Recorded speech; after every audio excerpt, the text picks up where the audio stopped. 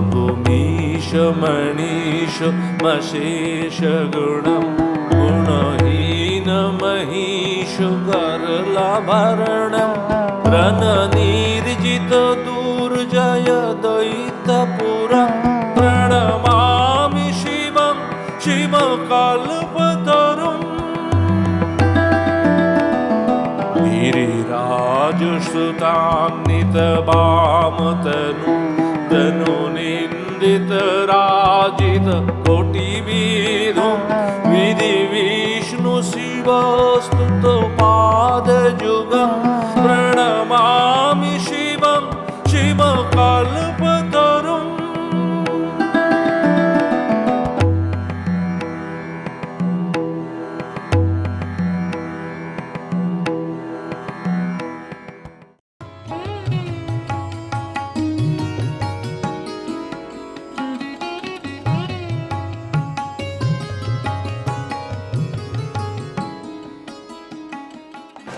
किया तो उसके बाद अभी आज को छोड़ के 2,38,000 के करीब जो है 2,34,000 के करीब पिलग्रिम्स ने यात्रा की।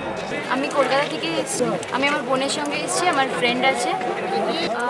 যখন উঠছিলাম তখন তো ভাবতে পারিনি যে আমরা এটা উঠে যে এত দূর আসতে পারবো। বারবারই প্রত্যেক মুহূর্তে মনে হচ্ছিল যে হয়তো আর পারবো না কিন্তু একটা ভীষণ পজিটিভ এনার্জি আছে যেটা হয়তো আমাদেরকে টেনে এত দূর নিয়ে এসছে। আমি তো বলবো হয়তো আমি নিজে আসিনি, পজিটিভ এনার্জিটাই আমাদেরকে নিয়ে এসছে।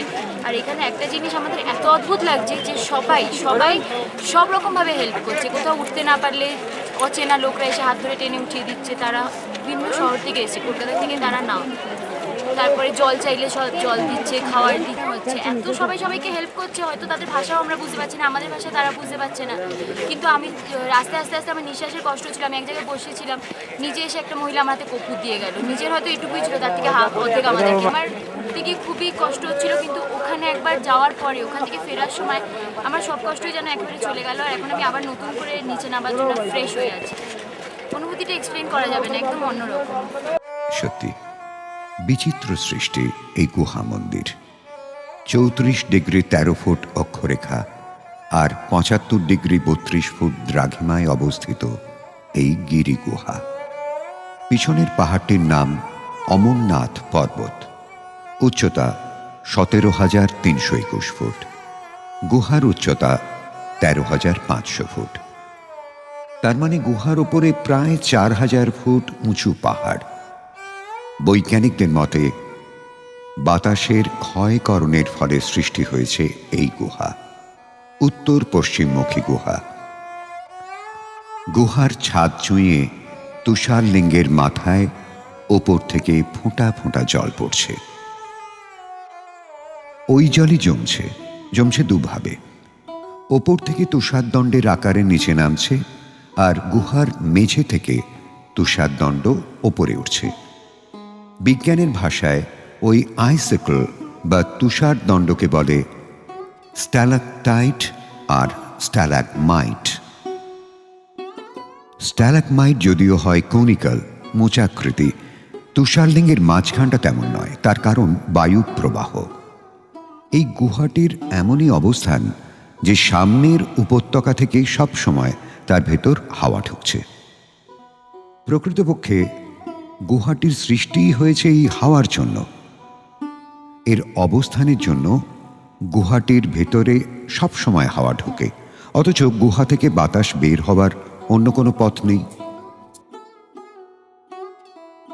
কাজেই ভেতর দিয়ে ঘুরপাক খেয়ে বাতাস গুহামুখ দিয়ে বেরিয়ে আসে, আবার নতুন বাতাস ঢোকে, আবার ঘুরপাক খেয়ে বেরিয়ে আসে। বায়ু প্রবাহ তুষারলিঙ্গটিকে পরিক্রমা করে চলে, আর তারই ফলে মোচাকৃতি স্ট্যালাগমাইট গোলাকার তুষারলিঙ্গে পরিণত হয়।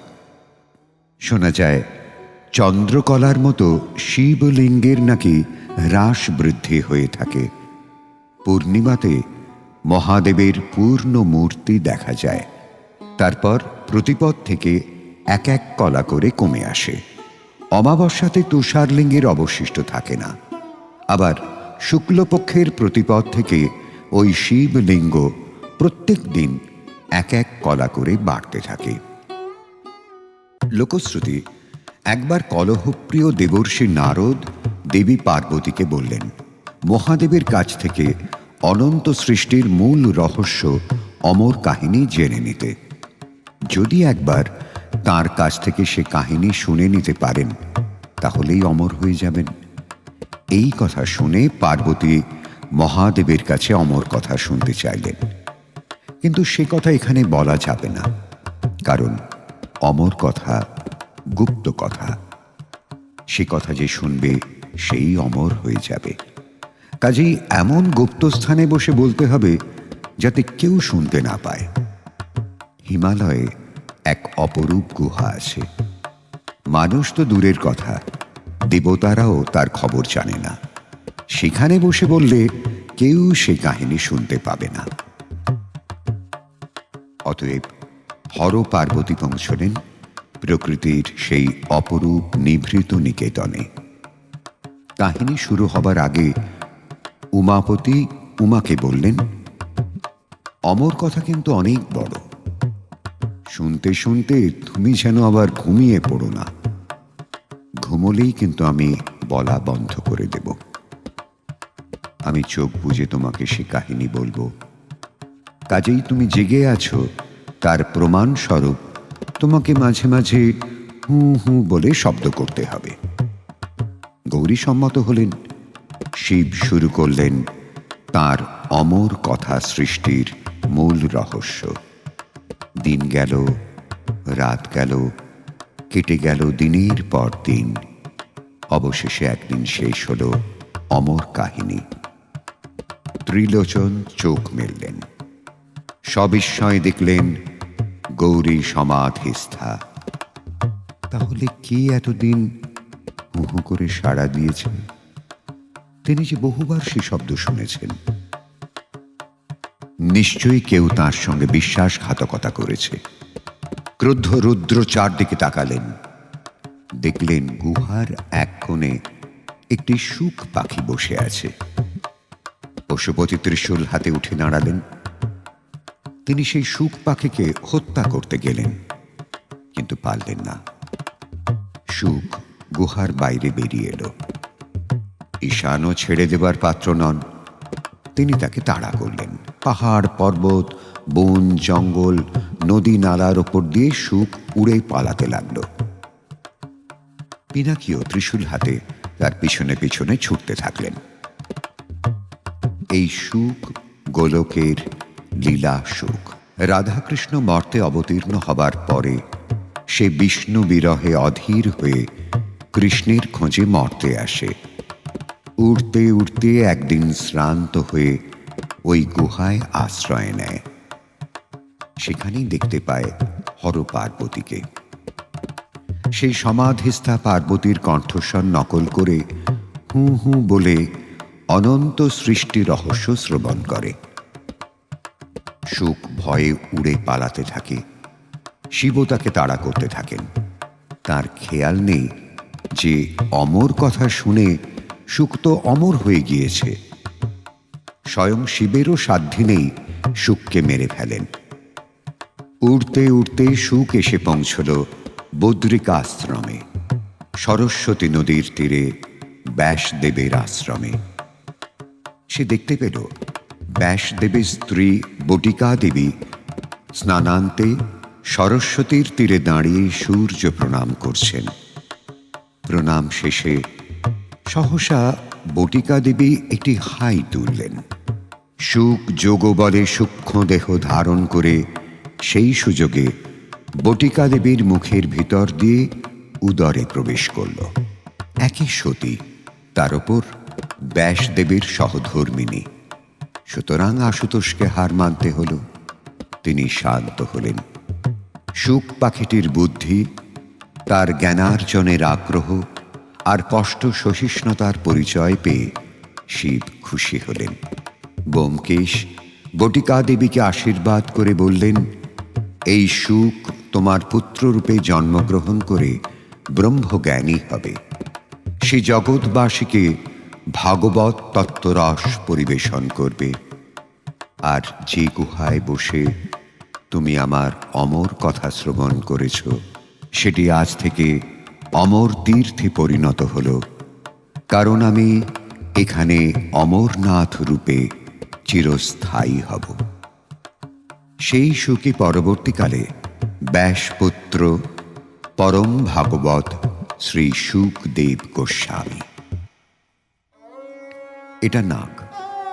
স্থানীয় মানুষেরা বলেন পাহাড়ের গায়ে নাকি বিশাল নাগ বিরাজমান। শিব পার্বতীকে অমর কথা শোনানোর সময় যাতে সেখানে কেউ না প্রবেশ করতে পারে তার জন্য নাগকে পাহারায় রেখেছিলেন। ইনি গণেশ। শিব একে পাহারার দায়িত্ব দিয়েছিলেন উপরে। অমর গঙ্গা, অনেকে বলেন দুধ গঙ্গা। আমরা পেয়ে গেলাম অমরনাথজির দুই পূজারীকে। তারা বললেন, मेरा नाम दिनेश दास शर्मा जी। हम लोग माता वैष्णो देवी जी की जो प्रतिमा बनी होती है और उसके साथ ही गणेश जी हैं, माता पार्वती जी हैं।